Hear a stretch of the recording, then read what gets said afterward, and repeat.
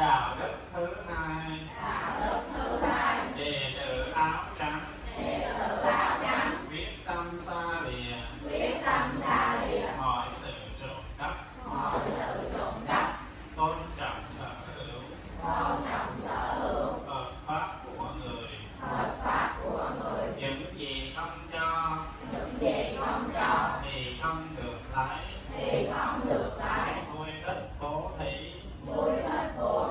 Cứu người giúp đời. Vượt qua nghèo khổ.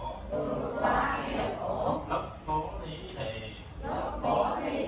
không cầu đền đáp.